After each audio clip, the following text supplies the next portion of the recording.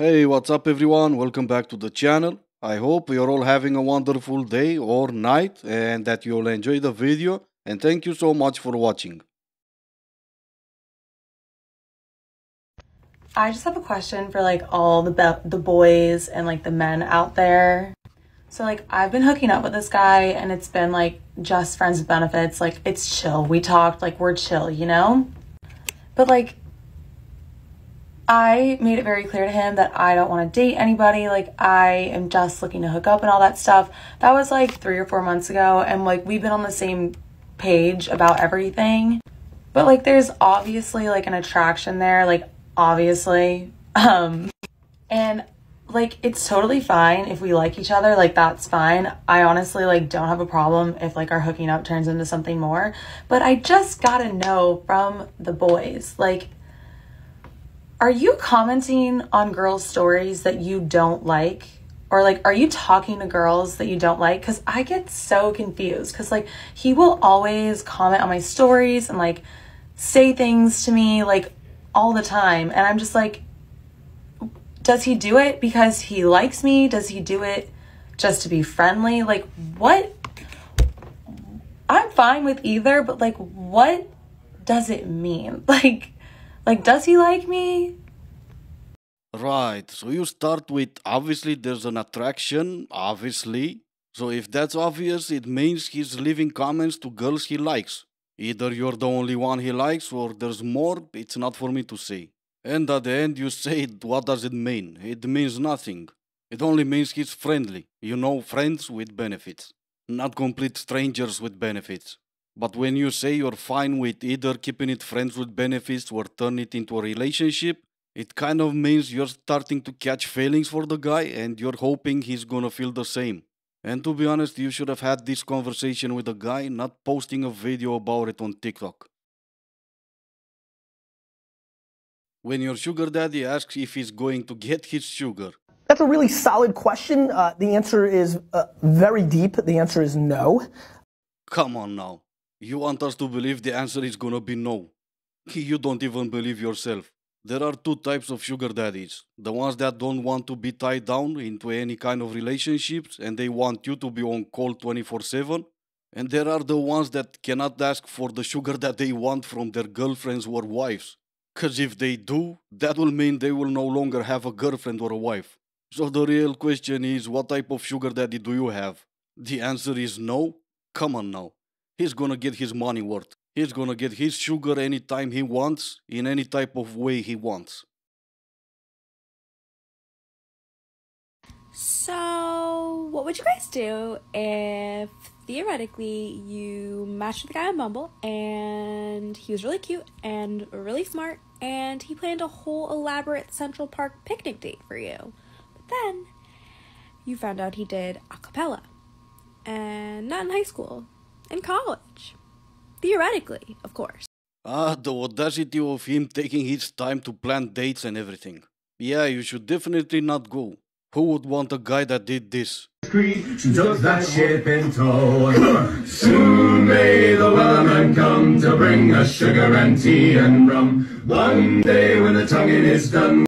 No, but seriously, at this point, if a guy is using his toothbrush while brushing his teeth, it's gonna be a red flag, so good on you for not accepting the date. Serious post. I seen a video the other day on here, and the guy was talking about please don't waste a single mom's time. Please don't disrespect her time. And I felt that. I really, really felt that because I'm a single mom, and I am single, and I've been dating. And many times have I given myself my interest, my little bit of time that I do have to people. And it's almost like when something better comes along, something prettier, something, I don't even know, because most of the time they just leave without even saying a word, but if a single mom is giving you her time, it probably means that she is really interested in you and you're special. So please don't take that for granted. If you're not interested anymore, we're tough. We are strong individuals, We're mama bears. We're queens. Okay, let me stop this here for a second. In case you're living your happy life away from TikTok, I envy your life. No, wait, I mean, what I'm trying to say is there's a trend on TikTok glorifying single mothers. Like they are the best thing that happened to mankind since birth control. That attitude right there is what's keeping men away from you. I'm the court jest. I don't want a queen. And while I can handle a mama, a strong mama, I don't want a strong mama bear. And no, I will never address your kids as bear cubs. If you think I'm special, that's great. I'm not, but you see me that way, that's perfect. But in return, I also need to see you as someone special. And just because you're advertising it to me, it's not gonna work like that. I'm not gonna take your word for it just because you say so. We handle business. So if you ain't feeling us, just let us know. At least then we have some closure and we can just move on. It takes a lot for us to get comfortable enough to let you guys in our lives. So, single dads too. I respect the out of a single dad. Alright? Y'all just like us. Strong, independent queens and kings. Just don't waste our time. Okay? Thank you. And it didn't took that long to get to the best part. Strong and independent. Against popular belief, a man will appreciate a strong woman. But when you say strong and independent, that comes in mind with don't need no man. And if you think that's appealing to a man, you're crazy. You appreciate single dads? That's great. I'm gonna take your word for it. But I just watched a video where a single mother of 5 did not want to date a single father of 2. Make that make sense. And I've made this long enough, so I'm gonna skip all the questions that need to be asked while dating a single mother. Like, did I knew you're a single mother before we started dating? What happened with your baby daddy? Were you married to him or not? If you were, why did the marriage ended? Who got full custody in the divorce? Did you ever use your kids against him because you were bitter he left you? Did you took him for everything he had? Did you demanded alimony from him outside of the child support he's already paying? Well, turned out I didn't skip all these questions, but there are plenty more to be asked. Never buy a man anything. When I first moved to London, I was out in Putney at this club and I saw this guy and thought, you're coming in with me. So we went for a sleepover at my house and he actually told me that he was a footballer, which I was kind of excited by because I'd always wanted to be a wag. Who didn't? Like, I just wanted to be Cheryl Cole. So the morning after, I realised he probably plays for like the CDEFGH team or something because he asked me to book his Uber from Brixton, where I lived, to Heathrow Airport, where he should have got on a flight and left and never come back. Anyway, he said he'd pay me the money back. So I was like, fair, you know, I'm down to my last £50 in my overdraft, but so please make sure you do. When he got home, he blocked me. City Boys were up 1-0. I was down and out. I even went as far to go on my burner account and message his sister and all his friends, and his sister never replied, but his friends were just laughing. I am stupid for that, but I would never do that to someone. Well, whoops. Another episode of hookups going wrong.